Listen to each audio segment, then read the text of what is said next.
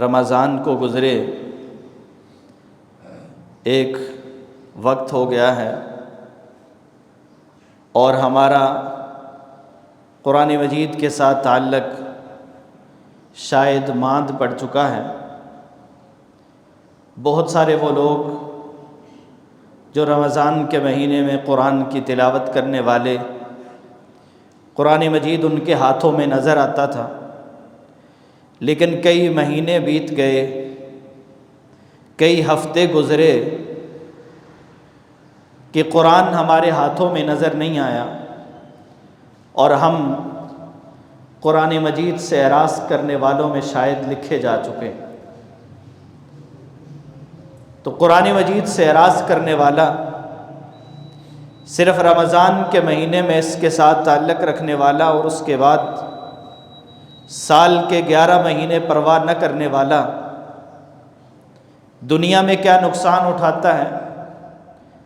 قبر میں اسے کن نقصانات کا سامنا کرنا پڑے گا اور آخرت میں اس کے کیا نقصان ہوں گے، آج اختصار کے ساتھ اس حوالے سے بات کریں گے۔ قرآن مجید یہ اللہ تعالیٰ کا وہ کلام ہے جو اللہ رب العالمین نے اپنے بندوں کی ہدایت کے لیے، انہیں سلیقہ بندگی، طریقہ عبادت سکھانے کے لیے، ان کے دینی معاملات کے حل کے لیے اور انہیں اپنی زندگی کے مقصد کو سمجھانے کے لیے اللہ تعالیٰ نے نازل فرمایا۔ اور نبی کریم صلی اللہ علیہ وسلم اس قرآن کو سمجھا کے گئے، لیکن مسلمان کہلانے کے باوجود اپنے آپ کو مومن کہلوانا بھی چاہتے ہیں، لیکن قرآن مجید سے ہم غافل ہیں، قرآن مجید سے دور ہیں، قرآن مجید سے اعراض کی زندگی بسر کر رہے ہیں اور نقصان پہ نقصان اٹھاتے چلے جا رہے ہیں۔ جو شخص، جو قوم قرآن مجید سے اعراض کرے، دنیا میں اسے کئی قسم کے نقصانات کا سامنا کرنا پڑتا ہے۔ ان میں سے پہلا نقصان کہ دن رات انسان کو فکر ہے تو یہی ہے کہ میری معیشت مضبوط ہو جائے، میں ذرا اپنے پاؤں پہ کھڑا ہو جاؤں۔ جب تک میری معیشت مضبوط نہیں ہوتی، اپنے آپ کو غریب سمجھتا ہے، کمزور سمجھتا ہے، اور معیشت مضبوط کرنے کے لیے سال کے 12 مہینے، ہفتے کے 7 دن اور دن کے 24 گھنٹے فکر مند رہتا ہے، لیکن طریقہ وہ اختیار کرتا ہے، راستہ وہ اختیار کرتا ہے جو اللہ کا بتایا ہوا نہیں ہے۔ معیشت کی مضبوطی چاہیے تو قرآن مجید سے جڑنا پڑے گا، وگرنہ قرآن مجید سے اگر اعراض کیا ہے تو معیشت کبھی بھی مضبوط نہیں ہو سکتی، بھلے گھر کے تمام افراد کام پہ لگے ہوں، بھلے ان کی تنخواہیں اچھی ہوں، بھلے وہ پیسوں میں کھیلتے ہوں، لیکن کبھی بھی ان کی معیشت مضبوط نہیں ہو سکتی۔ قرآن مجید کو اٹھائیے، سورہ طٰہٰ میں اللہ رب العالمین فرماتے ہیں وَمَنْ أَعْرَضَ عَنْ ذِكْرِي، کہ جو میرے ذکر سے اعراض کرے گا، جو میری یاد سے غافل ہو جائے گا۔ یہ قرآن مجید اللہ کا ذکر ہے، جو اس ذکر سے غفلت کی زندگی گزارے گا فَإِنَّ لَهُ مَعِيشَةً ضَنْكًا، فرمایا کہ اس کی معیشت کمزور ہوگی۔ وہ کمزور معیشت والا شخص ہے، وہ معاشرہ کمزور معیشت والا ہے جس معاشرے کے بچوں کو، جوانوں کو، بوڑھوں کو قرآن مجید پڑھنا نہیں آتا، قرآن مجید کی سمجھ نہیں آتی، اس پہ عمل کرنے کی کوشش نہیں کرتے۔ ہو سکتا ہے ان کے پاس پیسہ بہت ہو، معیشت پیسے سے نہیں مضبوط ہوتی، پیسہ جس مقصد کے لیے کمایا جاتا ہے وہ مقصد اگر پورا نہیں ہو رہا تو پیسے کو کسی انسان نے کیا کرنا ہے؟ پیسہ تو کما رہا ہے لیکن ضرورتیں پوری نہیں ہو رہی تو سمجھ لیجئے کہ یہ اس کی معیشت کمزور ہے، اس کی معیشت مضبوط نہیں ہے۔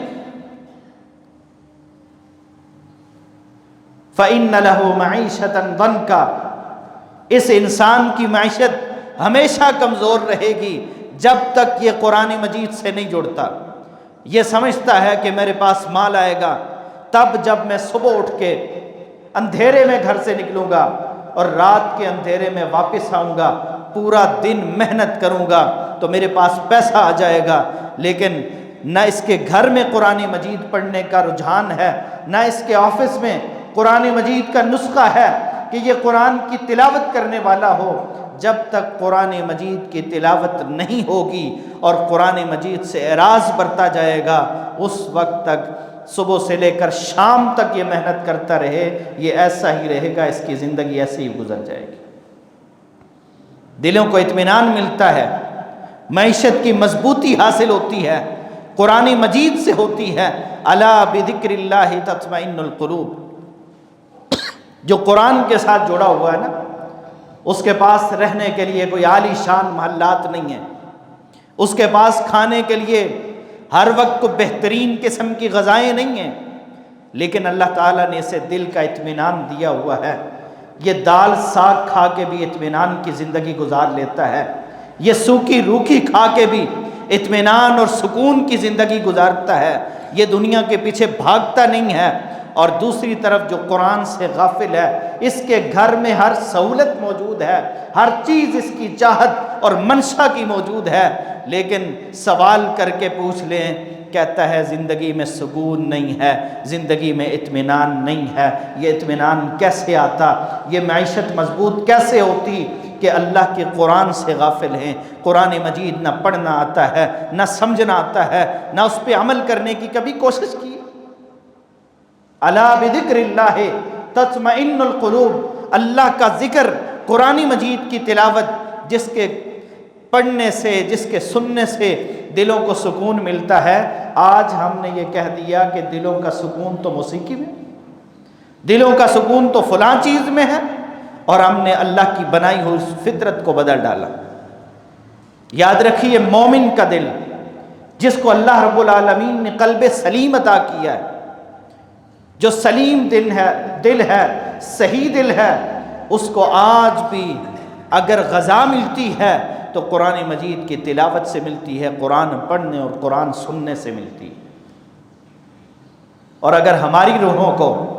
قرآن پڑھنے سے سکون نہیں آتا، قرآن سننے سے سکون میسر نہیں آتا، تو پھر ہمارے روحیں بیمار ہو چکی ہیں، ہمارے دل بیمار ہو چکے ہیں، زنگ آلود ہو چکے ہیں۔ ان زنگ آلود دلوں کو صاف کر کے ان کو کبھی قرآن کا عادی بنائیے تو صحیح، پھر دیکھیے کہ زندگی میں کتنا سکون آتا ہے، معیشت کس قدر مضبوط ہوتی ہے۔ آج ہم بطور قوم روتے ہیں، پیٹتے ہیں، چیختے چلاتے ہیں کہ ہماری معیشت کمزور ہے، ملک دیوالیہ ہونے والا ہے، فلاں ہونے والا ہے، لیکن کبھی کسی نے پرواہ نہیں کی کہ ہم قرآن سے غافل ہیں، ہم اللہ کے بھیجے ہوئے نظام سے غافل ہیں۔ تو پہلا نقصان یہ ہوتا ہے دنیا میں، کمانے والا صبح نکلتا ہے، شام کو واپس آتا ہے، گھر کے سارے افراد کماتے ہیں، لیکن ضرورتیں پوری نہیں ہوتی۔ اور ایک وقت ہمارے ماضی کا وہ بھی تھا کہ جب گھر میں کمانے والا ایک ہوتا تھا اور کھانے والا پورا کنبہ ہوتا تھا، لیکن صبح اٹھتے تھے تو قرآن کی تلاوت ہوتی تھی، قرآن پڑھا جاتا تھا، قرآن مجید کے ساتھ تعلق مضبوط تھا۔ اللہ نے معیشت اتنی مضبوط رکھی ہوئی تھی اور اتنی برکتیں رکھی ہوئی تھی، ایک کما رہا تھا، سارے کھاتے تھے، ضرورتیں پوری ہو جاتی تھی۔ آج سارے کماتے ہیں لیکن ضرورتیں پھر بھی پوری نہیں ہوتی۔ بنیادی وجہ یہ ہے کہ ہم قرآن مجید سے دور ہیں۔ ہم نے صرف رمضان کے مہینے میں، رمضان میں ہم کہتے تھے نا کہ بڑی برکت والا مہینہ ہے، سحری میں بھی بہت کچھ ہوتا ہے، افطاری میں بھی بہت کچھ ہوتا ہے، وہ برکتیں کیوں تھی؟ ہم قرآن کے ساتھ جڑے ہوئے تھے۔ آج ہم قرآن سے دور ہوئے ہیں، برکتیں بھی ہمارے سے دور ہو گئی۔ اور دوسرا نقصان کیا ہوتا ہے؟ ہر شخص چاہتا ہے مجھے عزت ملے، انسان کی کوئی حیثیت ہے،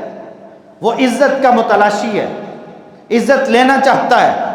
خود کسی کی عزت کرے یا نہ کرے، لیکن اس کی خواہش یہ ہے کہ مجھے عزت ملنی چاہیے۔ آج ہم نے بطور قوم جب قرآن مجید سے اعراض کیا ہے تو ہماری کہیں کوئی عزت نہیں، ہم عزتیں کھو چکے ہیں۔ اور صحابہ کرام رضوان اللہ علیہم اجمعین جو قرآن مجید، ایک واقعہ آپ کے سامنے رکھنا چاہوں گا میرے اور آپ کے دلوں کو نرم کرنے کے لیے۔ یہ ایک واقعہ ہی کافی ہے کہ اللہ نے صحابہ کو عزتیں دی تھی اس قرآن کے ساتھ جڑنے کی وجہ سے۔ آج ہم ذلیل و رسوا ہیں تو اس قرآن سے غفلت اور اعراض کی وجہ سے۔ سیدنا ابی بن کعب رضی اللہ تعالی عنہ ہیں، اللہ کے رسول صلی اللہ علیہ وسلم فرماتے ہیں ابی مجھے قرآن سناؤ۔ سیدنا ابی عرض کرتے ہیں اللہ کے رسول قرآن آپ پہ نازل ہوتا ہے، میں کیسے آپ کو قرآن سناؤں؟ فرمایا مجھے اللہ نے حکم دیا ہے کہ ابی سے قرآن کی تلاوت سنو، سورہ بینہ سناؤ۔ حضرت ابی عرض کرتے ہیں اللہ کے رسول اسمان اللہ، کیا اللہ نے میرا نام لے کے کہا ہے؟ جاننا چاہتے تھے کہ پیغمبر نے مجھے قرآن پڑھنے کا کہا ہے، دیگر صحابہ بھی ہیں لیکن مجھے کہا ہے، یہ پیغمبر کا انتخاب ہوں میں یا رب کا انتخاب ہوں؟ کہتے ہیں اسمان اللہ، اللہ کے پیغمبر کیا اللہ نے میرا نام لے کے کہا ہے کہ ابی سے قرآن سنو؟ پیغمبر کا انتخاب ہوتے تو پھر بھی کیا کہنے، اس سے بڑی سعادت کوئی نہیں، لیکن اس سے بڑا مقام، اس سے بڑا انتخاب اللہ رب العالمین کا انتخاب ہے۔ کہتے ہیں اللہ نے میرا نام لیا ہے اللہ کے رسول، یا صرف یہ حکم دیا ہے کہ کسی سے قرآن سنو اور آپ میرا انتخاب کر رہے ہیں؟ اللہ کے رسول کہتے ہیں ابی رب العالمین نے تمہارا نام لے کے کہا ہے کہ ابی سے قرآن سنو۔ سیدنا ابی رضی اللہ تعالی عنہ، ابی بن کعب سورہ بینہ کی تلاوت سناتے ہیں، آنکھوں سے آنسو جاری ہیں، اور اللہ رب العالمین نے اتنی عزت دی ہے کہ عرش پہ اپنے پیغمبر کے ساتھ اللہ رب العالمین کی جو بات ہو رہی ہے وہ یہ ہے کہ میرے پیغمبر ابی سے قرآن سنو۔ آج ہم میں سے کسی کا نام اگر کسی ٹی وی چینل پہ آ جائے، کہیں اشتہار میں آ جائے، کہیں اخبار میں آ جائے، ساری زندگی اخبار کے اس ٹکڑے کو سنبھالتے رہتے ہیں کہ اس میں میرا نام ہے، اور ان صحابہ کرام کی شان کے، عظمت کے کیا کہنے، جو قرآن سے جڑے تھے، قرآن کی وجہ سے جنہیں عزتیں ملی تھی، کہ اللہ رب العالمین عرش پہ اپنے پیغمبر کے ساتھ اپنے اس عظیم صحابی کا نام لے رہے ہیں۔ آج ہمیں بھی عزتیں چاہیے نا،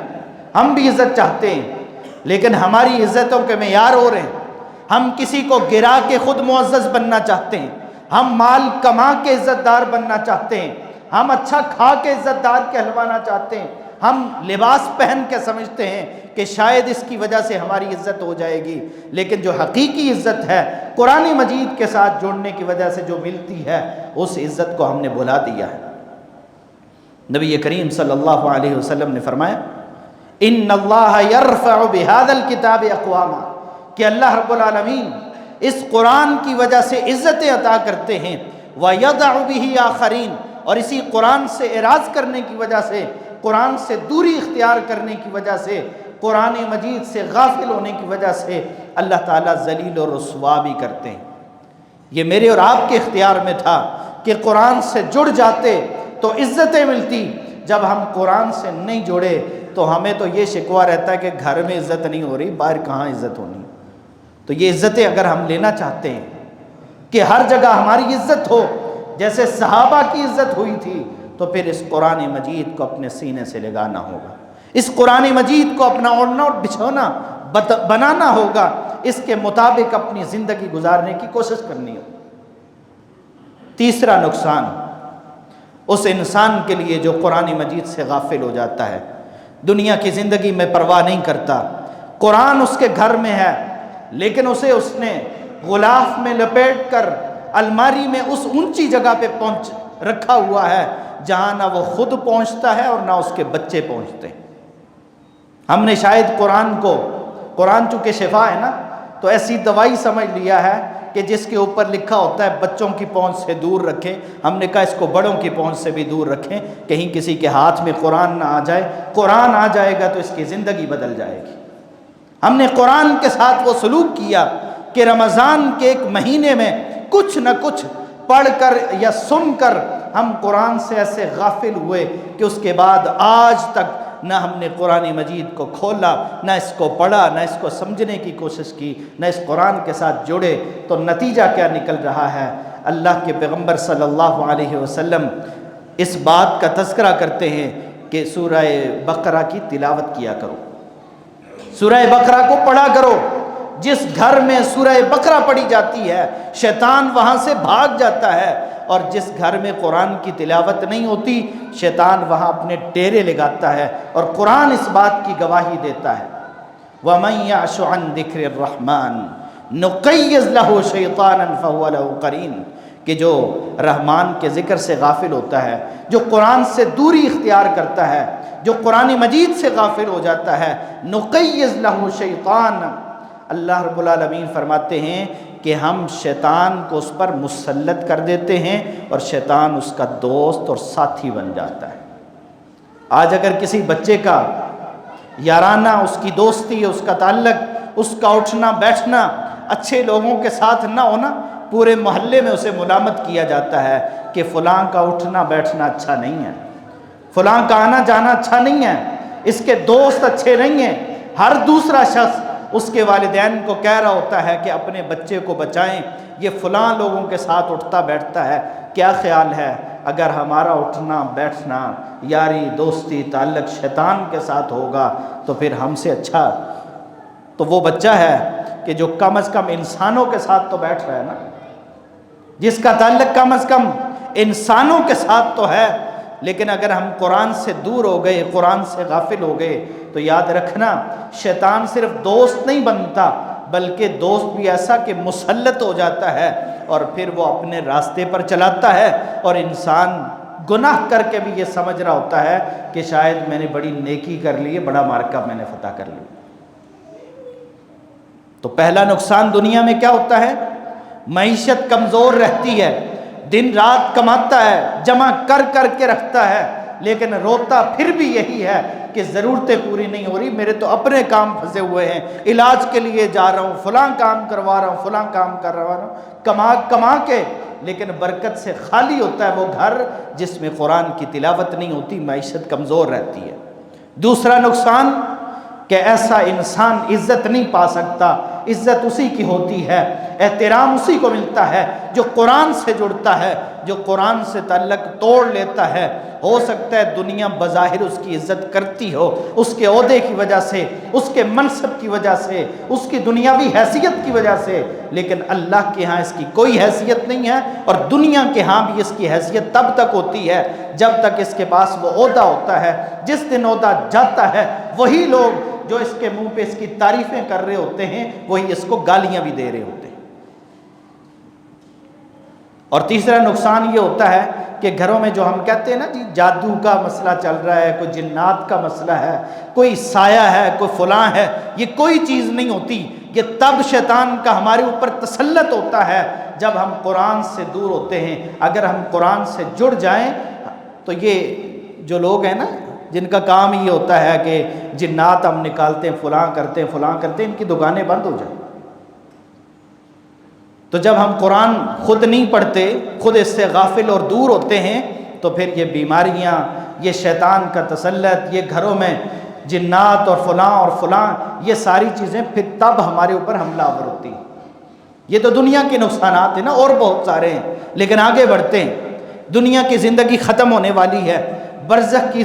زندگی شروع ہوگی، قبر میں دفن کر دیا جائے گا، میں اور آپ تنہا ہوں گے، اکیلے ہوں گے، اور سارے رشتہ دار عزیز ہمیں چھوڑ کے وہاں سے واپس آ جائیں گے۔ اگر قرآن سے غفلت کی زندگی گزاری تو قبر میں بھی سکون نہیں ہوگا۔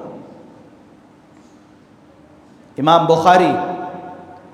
روایت کرتے ہیں نبی کریم صلی اللہ علیہ وسلم نے فرمایا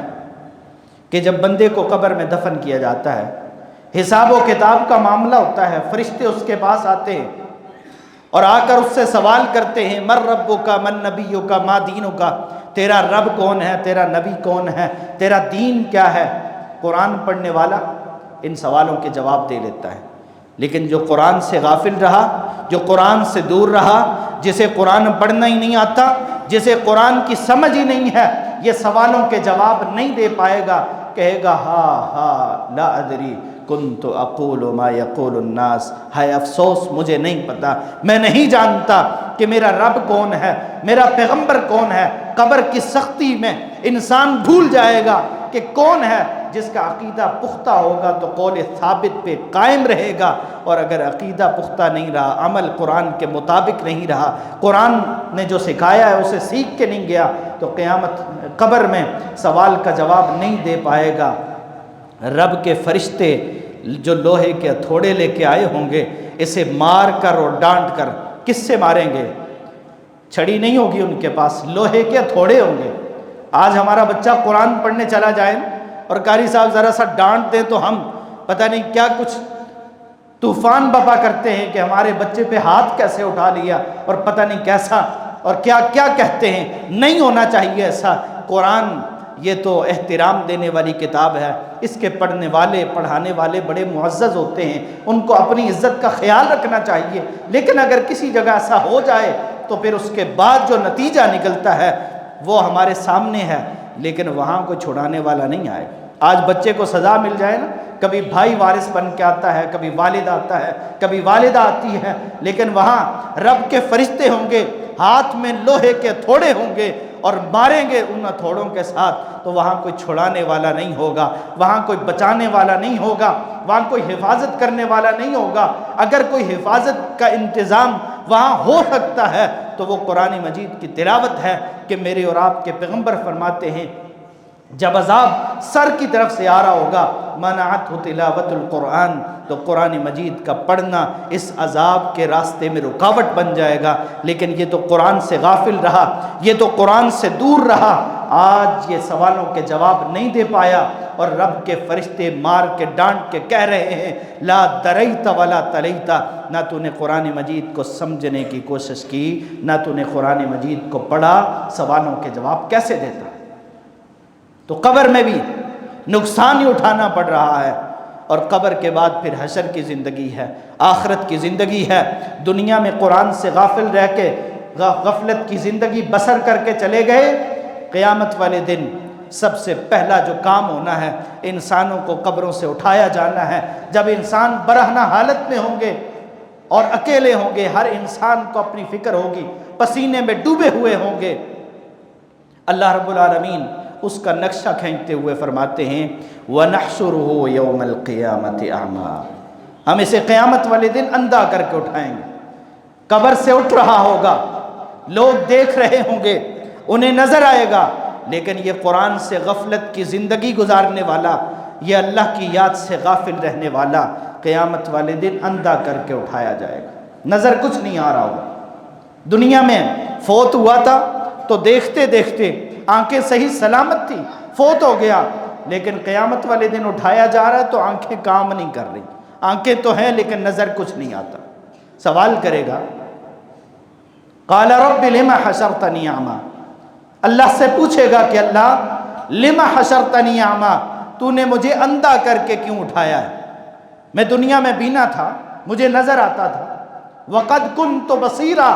دنیا میں مجھے ہر چیز نظر آتی تھی، آج مجھے نظر نہیں آ رہا، مجھے اندھا کر دیا گیا ہے، وجہ کیا ہے؟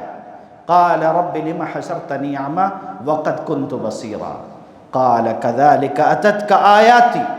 آیاتنا فنسیتها وكذلك اليوم تنسى، اللہ رب العالمین کے طرف سے جواب یہ ہوگا کہ دنیا میں تیرے پاس میری آیتیں آتی رہی، میرا قرآن آیا، تو اس سے غافل رہا، تو نے قرآن کھول کے اپنی آنکھیں قرآن پڑھا نہیں ہے، دیکھا نہیں ہے، میری آیتیں دیکھ کے تو نے ان کی تلاوت نہیں کی، غفلت کی زندگی گزاری ہے، اعراض کیا ہے، آج تجھے بھی بھلا دیا جائے گا اور تیری بھی کوئی پرواہ ہمیں نہیں ہوگی۔ تو پہلی سزا یہ ہوگی، دنیا میں قرآن سے دور رہا، قرآن اس کے گھر میں تھا لیکن قرآن پڑھنے کی توفیق نہیں تھی، تو قیامت والے دن قبر سے اٹھایا جا رہا ہے تو اندھا کر کے اٹھایا جا رہا ہے، نظر کچھ نہیں آ رہا، یہ کوئی کہانی نہیں ہے، یہ قرآن کا فیصلہ ہے، ذرا اس پہ غور کیجئے گا۔ آج میری اور آپ کی آنکھ میں تھوڑا سا مسئلہ ہو جائے نا، فوراً ڈاکٹر کے پاس جاتے ہیں، علاج کرواتے ہیں، یہ دنیا دیکھنے کے لیے، اور وہ جنت دیکھنے کے لیے کوئی فکر نہیں ہے کہ وہاں اندھے ہو گئے، نابینے ہو گئے تو کیا بنے گا ہمارا۔ اور دوسری سزا ملے گی، قبر سے اٹھایا جا رہا ہے تو اندھا ہے، پہلی سیڑھی پہ ناکام ہو چکا ہے، نظر کچھ نہیں آ رہا، آگے کیا امید رکھ سکتے ہیں کہ کامیاب ہو جائے گا؟ دوسری سزا ملے گی اسے کہ پیغمبر جنہوں نے میری اور آپ کی شفاعت کرنی تھی، پیغمبر جنہوں نے ہم گناہگاروں کی شفاعت کر کے رب کی جنت کا داخلہ ہمیں ملنا تھا، لیکن وہ پیغمبر قرآن سے غافل انسان کے حق میں شفاعت نہیں کریں گے، بلکہ اس کے خلاف دعویٰ دائر کر دیں گے اور اس کے خلاف گواہی دے دیں گے۔ قرآن کو اٹھائیے نا، اللہ رب العالمین فرماتے ہیں وَقَالَ الرَّسُولُ يَا رَبِّ إِنَّ قَوْمِ اتَّخَذُوا هَذَا الْقُرْآنَ مَهْجُورًا، کہ پیغمبر کہیں گے اے میرے رب، میری اس قوم نے اس قرآن مجید کو پس پشت ڈال دیا تھا، یہ قرآن سے دور ہو گئے تھے، میں ان کو قرآن دے کے گیا تھا، ترکت فیکم امرین، ان کو قرآن اور اپنی سنت دے کے گیا تھا، لیکن یہ قرآن سے غافل ہو گئے، یہ قرآن سے دور ہو گئے تھے، پیغمبر ان کے خلاف دعویٰ دائر کر رہے ہیں۔ اور یہ قرآن جس نے میری اور آپ کی شفاعت کرنی تھی، سفارش کرنی تھی، قرآن اپنے پڑھنے والے کی سفارش کرے گا، لیکن جو قرآن سے غافل رہا، یہ قرآن اس کے خلاف گواہی دے دے گا۔ تو پہلا نقصان،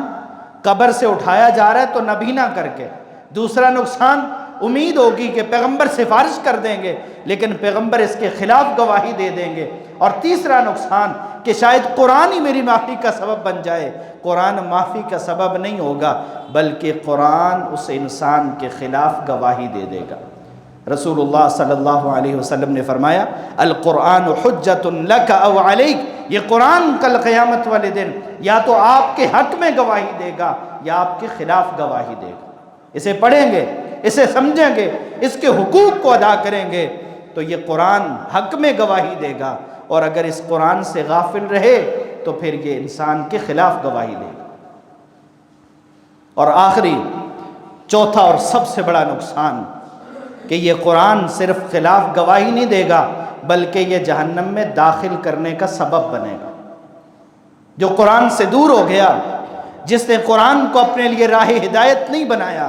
جس نے قرآن کو کھول کے اس کی تلاوت نہیں کی، قرآن مجید کو پڑھا نہیں ہے، سمجھنے کی کوشش نہیں کی، یہ قرآن مجید اس کو جہنم میں داخل کر کے چھوڑے گا۔ میرے اور آپ کے پیغمبر کہتے ہیں القرآن شافع مشفع، قرآن مجید سفارش کرنے والا ہے اور اس کی سفارش قبول ہونے والی ہے، وماحل مصدق، یہ جھگڑا کر کے اپنے پڑھنے والے کو جنت میں لے جانے والا ہے۔ ماحل، جھگڑا کرنے والا ہے، اور بات اسی کی مانی جائے گی، جیت اسی کی ہوگی، فیصلہ اسی کے حق میں ہوگا۔ من جعلہ امامہ قادہ الی الجنہ، جس نے اس قرآن کو اپنے سامنے رکھا، اپنا امام بنایا، اپنا مقتدی بنایا، اپنا پیشوا بنایا، جس کے سامنے ہمیشہ قرآن رہا، موبائل نہیں رہا، سوشل میڈیا نہیں رہا، بلکہ قرآن جس کے سامنے رہا، جس کی نگاہیں قرآن پہ ٹکی رہی، یہ قرآن اسے جنت میں پہنچائے گا۔ وَمَنْ جَعَلَهُ خَلْفَ ظَهْرِهِ، جس نے قرآن مجید کو پس پشت ڈال دیا، پرواہ نہیں کی، اس کے گھر میں قرآن تھا لیکن اسے فکر نہیں ہوئی، اس کے بچوں نے قرآن یاد نہیں کیا، نہیں پڑھا، انہیں بھی نہیں پڑھنا آتا، اس کو خود بھی نہیں آتا۔ من جعلہ خلف ظہرہ، جس نے قرآن مجید کی قدر نہیں کی، اسے پس پشت ڈال دیا، ساقہ الی النار، یہ قرآن اس کو جہنم میں پہنچائے گا۔ اللہ رب العالمین مجھے اور آپ کو توفیق عطا فرمائے کہ ہم دنیا کی زندگی میں قرآن سے جڑنے والے بن جائیں۔ جہاں ہم باقی چیزوں کی فکر کرتے ہیں نا، تو اپنی آخرت کی فکر کرنے کے لیے سب سے اہم، بنیادی اور ضروری چیز قرآن مجید ہے کہ ہم اس کی کم از کم روزانہ 1 صفحہ 2 صفحے 3 صفحے جتنا ممکن ہو اس کی تلاوت کرنے والے بھی ہوں، اس کو سمجھنے کی کوشش کرنے والے بھی ہوں، اس کے مطابق اپنی زندگیاں بنانے والے بھی بن جائیں۔ اللہ تعالی ہماری زندگیوں میں قرآن مجید کو شامل فرمائے، قرآن مجید کی برکتوں کو ہماری زندگیوں میں شامل فرمائے، اس قرآن سے ہمیں مستفید ہونے کی توفیق عطا فرمائے۔ خوش نصیب ہیں وہ لوگ جو قرآن مجید پڑھتے ہیں، جن کی اولادیں قرآن پڑھتی ہیں، جو قرآن سے اپنی زندگی کی راہوں کو متعین کرتے ہیں، جو قرآن مجید پہ عمل کی کوشش کرتے ہیں، قرآن مجید کو دوسروں تک پہنچاتے ہیں۔ اللہ مجھے اور آپ کو بھی توفیق عطا فرمائے۔ لیکن ہماری حالت یہ ہے کہ ہم کوئی فوت ہو جائے تو بچے جمع کر کے ختم قرآن کے نام پہ ایک دفعہ ختم تو دلوا دیتے ہیں، جس کا ثبوت نہ قرآن سے ہے، نہ سنت سے ہے، نہ پیغمبر سے ہے، نہ صحابہ سے ہے۔ لیکن قرآن جس مقصد کے لیے آیا، ہم نے اس مقصد کے لیے قرآن مجید کو نہیں سمجھا۔ اللہ ہماری زندگیوں میں قرآن مجید کو اپنانے کی توفیق عطا فرمائے۔ جو کہا سنا اس میں جو غلطی کوتاہی ہوئی اس سے درگزر فرمائے، اور جو صحیح بات ہوئی اس پہ عمل کرنے کی توفیق عطا فرمائے۔ وآخر دعوانا ان الحمد للہ رب العالمین۔